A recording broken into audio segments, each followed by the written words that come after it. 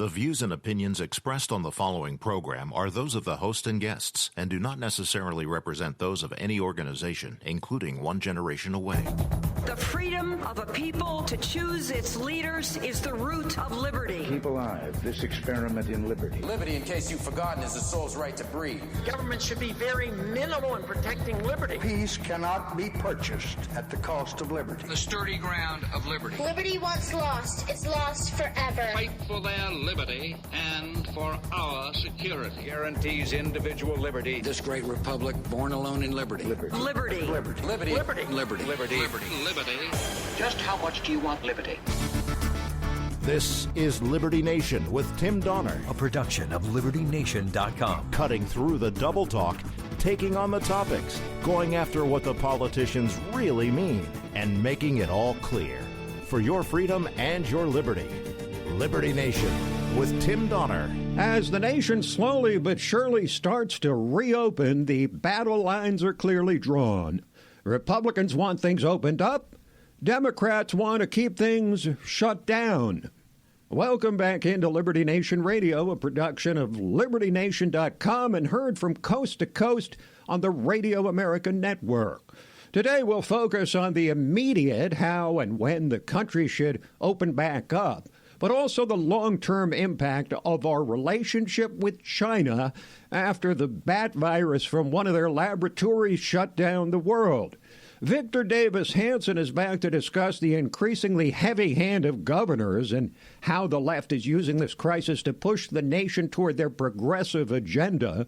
And Roger Robinson, former official in the Ronald Reagan National Security Council, joins us to talk about his coordinated effort to convince Americans to pull their money out of China. Plus, LibertyNation.com legal affairs editor Scott Cosenza joins us as usual to enumerate the latest threats to something that's been under serious attack during this crisis, liberty. Say what? Say what? Say what? One more time. We commence the proceedings with our signature segment, Say What, where we roll out a virtual assembly line of wacky, astonishing, damnable, and ultimately revealing things uttered by politicians and the chattering class. We're going to talk about China because that's where this bat virus was spawned, and boy, are things going to change in our relationship with the Chinese once this virus has finally run its course. We don't know whether the virus was created accidentally in one of the two research labs in Wuhan and exactly how it spread, and we probably never will for sure. But we know what the Chinese did once the virus was identified by them. They shut down travel between Wuhan and the rest of China, but continued sending thousands upon thousands of their people onto planes to fly here and elsewhere. They protected themselves and said nothing about it to us, or at best downplayed it, until it was already too late. There have been many other transgressions by the Chinese in this worldwide crisis, but the biggest problem we've got here is that the left continues to coddle China, refusing to criticize them while laying waste to President Trump day after day. Listen to Adam Schiff back in the saddle and ready to unleash a fresh wave of attacks on the president. I think what they're clearly trying to do is deflect attention away from the administration's terrible mishandling of this virus and all of the false narrative that the president was putting out early on about this going away on its own, being no worse than the flu, that we were going to contain it down to zero. And so they've chosen to go after China. And you wonder why President Trump won't let Dr. Fauci testify in the House, which would, of course, be instantly turned into a star chamber of universal leftist condemnation of the president. But it's not just the political class that's protecting China. Listen to the richest man in the world, or close to it, Bill Gates. China was the first to have to deal with this. It's always hardest to be the country where something emerges first because so little is known about it. But now what China did is helping the rest of the world. Once the government was fully engaged in the second half of January, the idea of reducing that contact, the quarantine idea that goes back for a long time, that was done in a very serious way. So we should be grateful to China, according to the world's richest man, or close to it. Never mind how the Chinese protected themselves and exposed the rest of the world. Peter Navarro on the White House Coronavirus Task Force says the opposite.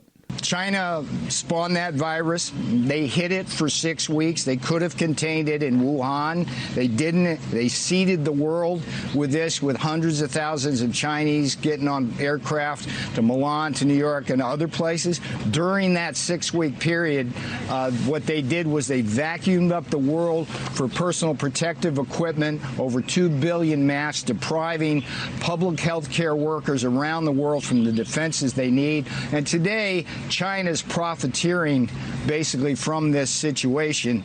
We'll talk more about China a bit later on when we're joined by Roger Robinson, who's leading a coordinated effort to divest some or most of the $3 trillion in American investments in China. But it's become increasingly clear that the left wants to grant the federal government even more power than they've already asserted during this crisis. Listen to the frightening language employed by Senate Minority Leader Chuck Schumer about testing for the virus. Put a military czar in charge. Get them to manufacture enough tests. Get the supply lines to supply everything for enough tests. And then we put money in the COVID 3.5 bill, the most recent bill, to give the states money to administer the tests and to do contact tracing. There's a pattern of success now in South Korea, in Germany, in Australia, in New Zealand. For some reason, we are not following it. The president will invoke the Defense Production Act for meat plants, but not for testing. So Schumer suggesting we need to get more testing done is not outside the bounds of reason, but it's the enforcement mechanism he described that sends chills up the spine, a military czar, to grant even more federal power to the power-hungry politicians who've used this crisis to attend to their personal agendas. First instinct of the left, always, the federal government must be given more power to fix whatever problem arises. But opposition to Trump does not reside strictly on the political left, where you can at least understand fierce opposition to any president of the opposite party. No, there's that pesky bunch of never-Trump Republicans still incensed and inflamed by Trump's election and still making bed with the left. These are supposed Republicans or conservatives who hate Trump so much personally that they actually turned their backs on every policy they'd supported for their entire adult lives and supported Hillary Clinton in 2016 and Joe Biden here in 2020. So now they've created a formal name for themselves, the high-sounding Lincoln Project, signaling that their virtue is comparable to that of Abraham Lincoln, of course. And this week, they provoked Trump with an ad called Morning in America, spinning off the Reagan re-election theme of 1984. Only these Trump-deranged Republicans spell morning M-O-U-R-N-I-N-G. There's morning in America. Today, more than 60,000 Americans have died from a deadly virus Donald Trump ignored. With the economy in shambles, more than 26 million Americans are out of work. The worst economy in decades. Trump bailed out Wall Street, but not Main Street. And now, Americans are asking, if we have another 4 years like this, will there even be an America? Right. 4 more years of Trump, and we shall cease to exist. Get your doomsday prepping started, folks, while the getting's good. But the president's reaction to this collection of bitter rump Republicans was just so Trump. These are losers from day one. Guys like Bill Kristol. He's 0-32. George Conway, you take a look at him. Just take a look at that guy. The man's a stone-cold loser. So they should not call it the Lincoln Project. It's not fair to Abraham Lincoln, a great president. They should call it the Losers Project. These never-Trump Republicans represent another brand new phenomenon of the Trump era. hardcore, hysterical opposition to a president within his own party. We will break away and come back with an actual conservative, a brilliant one. In fact, despite his genuine humility, the smartest guy in the room, always. Victor Davis Hanson. Liberty Nation with Tim Donner. Where can you find honest political commentary with sobering analysis, accountability, deconstructing threats to our liberty, and boldly reporting the truth? Subscribe to the LibertyNation.com YouTube channel, where facts matter.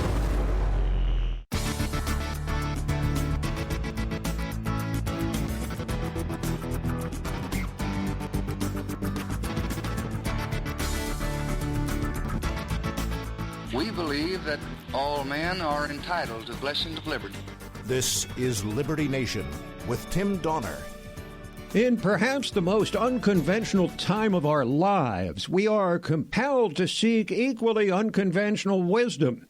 And we're ready to dispense a whole lot of that today from Victor Davis Hanson, the brilliant author and columnist and among the most impressive conservative minds in America.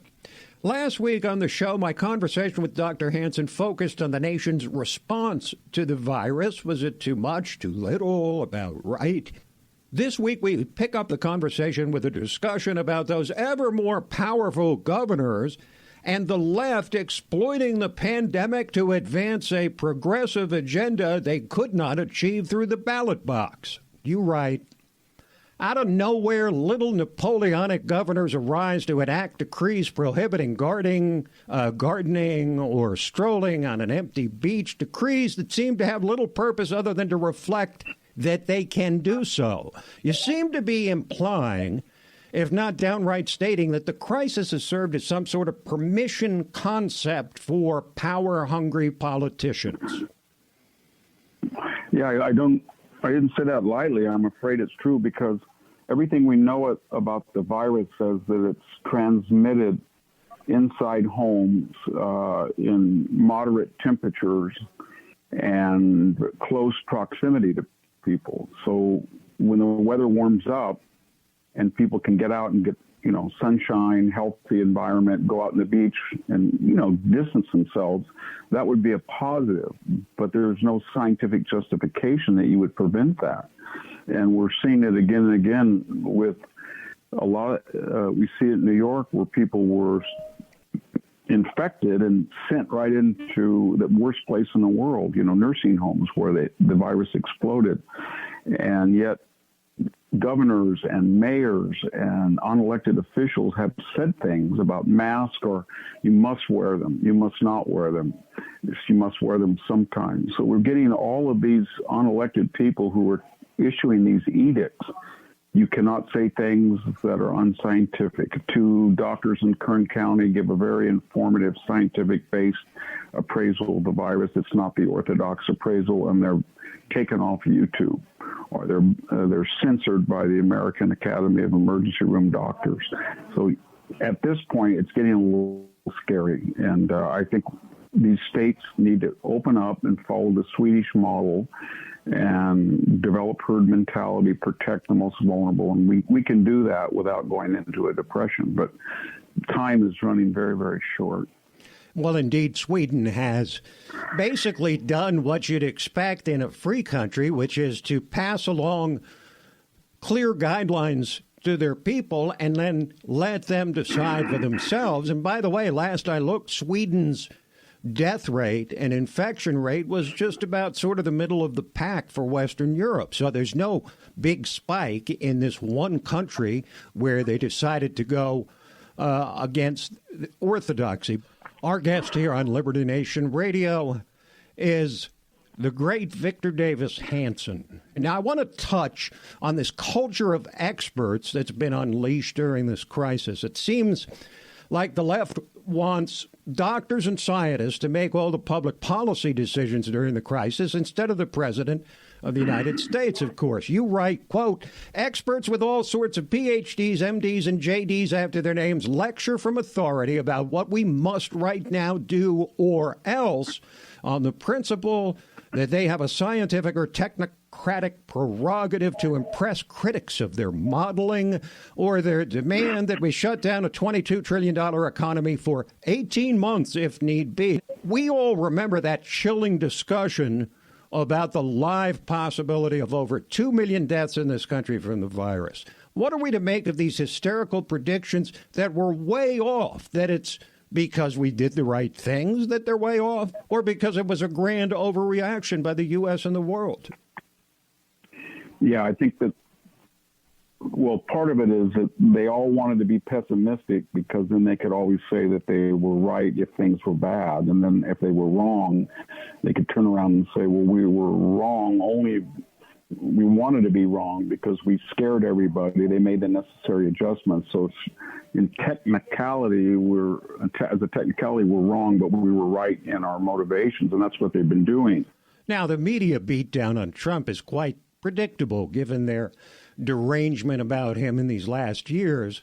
But you write about, or even predict, something very profound beyond the media. You say we are witnessing the fading moments of baby boomer generation authority. Expand on that, if you would. Well, I mean, the baby boomers told us that they were, when they took over, that good example is Barack Obama's administration. They were going to be based on science, and they were not going to have any yokalism, and they were going to be international, and we're going to be citizens of the world. And every one of those assertions is proven absolutely wrong. People, as I said, with degrees at the World Health Organization, the CDC, these modelers at Imperial, they were all wrong. And common sense was forgotten. Expertise and practical experience were forgotten. We were told China was a model, that it was a citizen of the world. And we found out they lied, and corrupted the World Health Organization and got hundreds of thousands killed to protect either their brand or their reputation, or in panic. We don't quite know the full story yet. And we were told that Massachusetts and New York, these were models of mass transit and how to live with little energy and density living, and they turned out to be petri dishes in a way that Texas or Arkansas or rural California was not. So a lot of the things that they told us were going to be our futures, we're all going to be like Italians in high-rises, and we're all going to jump on the subway, and we're all going to be guided by unelected elites and bureaucracy. That didn't work. And so I think that it's been a teacher. It's taught us things that we otherwise wouldn't have known. I think nobody now believes the world is flat, and that's a good thing, and that China is a major player and should be a major player in world commerce and world governance. And I just don't think anybody's going to believe any of that stuff anymore.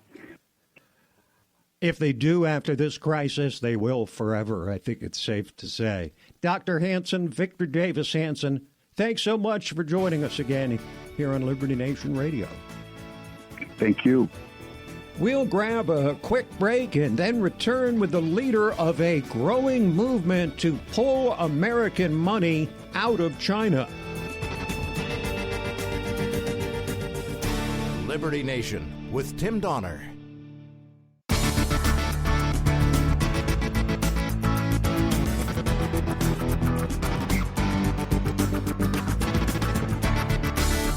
Far more important than my political future and far more important than yours, the well-being of our country. This is Liberty Nation with Tim Donner. As we've discussed today, an awful lot of attention is rightfully focused on China these days because of the COVID pandemic. But there have been a few canaries in the coal mine, so to speak, on the danger of our present relationship with China long before now.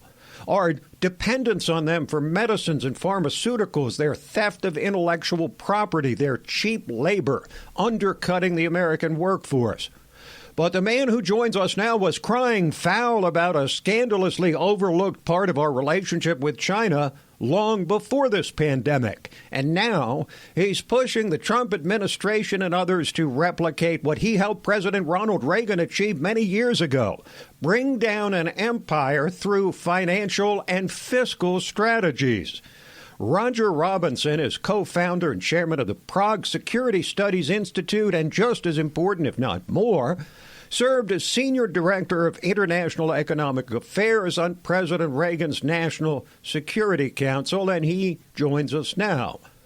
Roger Robinson, welcome to Liberty Nation Radio. Thank you, Tim. Now, outline for us why it's not trade deals or tariffs or intellectual property or international denunciation that will bring the Chinese to heel, but hard currency, or more precisely, a lack thereof. In some ways, it's similar to the Soviet experience, Tim. I mean, for example, the Soviet Union and China both do not have convertible currencies. So they are at a distinct disadvantage. We utterly dominate the economic and financial domain on this planet, and they have, in the case of the Soviets, had paltry little in the way of hard currency income. We were able to turn that to our great advantage and basically put clamps on the life support tubes that were keeping the Soviets a going concern. I mean, it turned out that we were financing 100% of their shortfalls in hard currency through Western governments and banks. Well, in the China case, it's a different deal.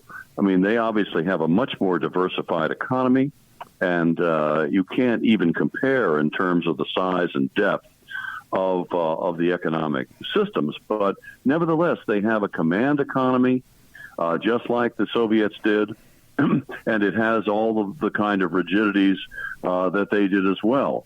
But here's the thing. My greatest fear is that the money, which is the essence of how these communist societies remain a threat to us and a going concern, has been systematically overlooked. For example, we've never had a screening mechanism up over our capital markets, which are our capital markets are larger than the rest of the world's combined. And in the trade category, you know that we have the Committee on Foreign Investment in the United States. We have a screening mechanism that looks at Chinese investment in the U.S. from a national security lens. None of that ever has existed for the last 25 years on China. The American people and our government have no idea of who these Chinese companies are who penetrated our capital markets. There are well over 1,000 of them in our markets right now. Nobody, again, not only looked at whether they were bad actors from a national security and human rights point of view, but they didn't even care from an investor protection perspective. They weren't subject to public company, the Auditing Oversight Committee, for example, the Sarbanes-Oxley Act or Dodd-Frank. No matter what you think about legislation, nevertheless, they are federal securities laws. The Chinese are non-compliant. They don't even share their financials. They consider them state secrets. The whole thing is a black box. And when we finally looked into that black box and looked at these companies strand by strand, what did we find? We found that they have PLA-affiliated firms that are building the advanced weapons systems designed to kill our men and women in uniform. They are equipping things like the concentration camps with their surveillance cameras and the like in Xinjiang, where 1.5 million Uyghurs are held behind those walls. They have sanctions violators. There are even U.S.-sanctioned Chinese and Russian companies in our capital markets because we never took the time to scrutinize who these folks are. And now they're sitting in the portfolios of some 160 million unwitting American investors. Now, you point out in your writing, which is something that I've observed and wondered about for years, that virtually every administration, Republican and Democrat, has let China get away with everything, almost unchallenged. And the Europeans thought they could buy their way into China's heart. Why the stubborn resistance for all those years to holding China to account? I really am concerned that it's the one portfolio that Wall Street and others didn't want us to focus on. They're fine having us look at trade and even the tariff issue. They're fine having us look at technology security and the fact that these dual-use dangerous technologies not go to China. On the other hand, they have protected steadfastly the large fees that are being derived from the debt and equity offerings of Chinese companies in our markets. Tim, they have taken as much as $3 trillion out of the United States in terms of stock and bond offerings. We always wonder about how they seem to have an unlimited checking account available to capture nations, regions, and even continents in the case of Africa. This is the sad truth, that money is in large part ours. And this is the dirty little secret, if I will say, except it's of a vast scale. This is where the Chinese live or die, just as it was the Soviets. And the China lobby and those that want to profit from that relationship have such a vice-like grip on American policy, and the financial side has been so poorly understood by the national security community that they have not let the nickel drop on that particular area of the bilateral relationship. So tell us now what you're doing to try and reverse this. You're working hard, particularly on the federal thrift savings plan as a way to put a big dent in the Chinese economy. What is the federal thrift savings plan, and why is it central to your plan? Well, the Federal Retirement Thrift Savings Plan is, in effect, the 401k retirement system for 5.8 million American federal employees. It's about a $700 billion fund. In that array of portfolio options, there's something called an international fund, the so-called I fund. It's $50 billion. The board that administers the thrift savings plan had the terribly wrong-headed idea to move that money from a developed country only index, that is, the companies of only developed industrialized democracies, for example, to an index called the MSCI All Country World ex-US Index, kind of a long, complicated name, but the essence of it is it's expanded to emerging markets that include China and Russia. And over 11% of that index is invested in Chinese companies, many of them, or several of them, sanctioned by the United States for national security and egregious human rights abuses. And we have a real chance to stop the movement of that $50 billion into an index that is going to mean that those 5.8 million American federal employees are investing in these odious and destructive Chinese entities. The national security community is very much with us on this, as is the military, and there's been a campaign to try to move the dial and get this thing stopped. Well, Roger, this has been fascinating. Thanks for illuminating us on this, and best of luck, and I mean that seriously, in your efforts to raise awareness of this and then to get something done about it. Thanks for joining us. Thank you, Tim. Roger Robinson, senior member of President Reagan's national security team, now heading the effort to pull American investment out of China. Quick break, and then we're back with Talkin' Liberty. Liberty Nation with Tim Donner. And now we have reached the portion of Liberty Nation Radio which we entitle Talkin' Liberty. It is when we reintroduce our regular contributor, that's number one, Number 2, constitutional lawyer. Number 3, LibertyNation.com legal affairs editor. And the big finish, number 4, our guardian of individual liberty, Scott Cosenza, sitting there with a Cheshire Cat grin. The last one is my favorite, Tim. I thank you for it, and I'm glad to be here. I get the sense you would relinquish the first 3 if you were allowed to keep the fourth one. Easy trade. Easy trade. Okay. I approach this subject with great delicacy because of your personal feelings about our Secretary of Education, Betsy DeVos, the lovely lady, who has now put in force new Title IX rules, the kind of thing we've been talking about for years right here on Talking Liberty, Scott. Tim, our 11th Secretary of Education, delivered the great news that the Title IX guidance is actually now going to be converted from a guidance into a rule, which has a greater force of law. So that's change number 1. And that force of law will include due process protections for the accused, Tim.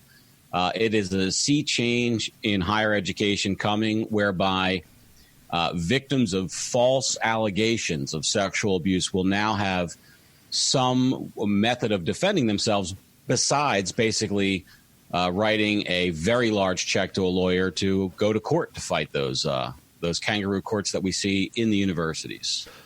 Seems like the Me Too movement was a little bit shorter than most people anticipated, Scott. It's shocking that people like one of the things I think it's important, as a libertarian, Tim, to talk about is that the preconceived notions of people are often wrong in various ways. Like the notion that Democrats like Barack Obama and his administration would be for the rights of the accused, for instance, are not accurate. When we talk about progressives, it's all about the political ideology that it advances. And in this case, it's seen as sort of basically like white frat boys are the ones who are receiving the injustice. And so it wasn't important, Tim, to right that wrong. But the truth is that all sorts of people face the injustice of the kangaroo court system that the Obama administration kind of fostered in our universities. And it's high time that we lay it to rest. California, a federal judge allowing that state's stay-at-home orders to stand. We're seeing, Tim, across the country, various challenges to various types of orders and in various courts, meaning federal courts and state courts. We can talk about 2 cases today. This is a case in the federal courts where a church said that the order that required them not to basically hold services violated their First Amendment right to freedom of religion, free speech, and others. And the federal courts in this instance said that the power that was exercised to combat the emergency health crisis of COVID-19 is consistent with the Constitution.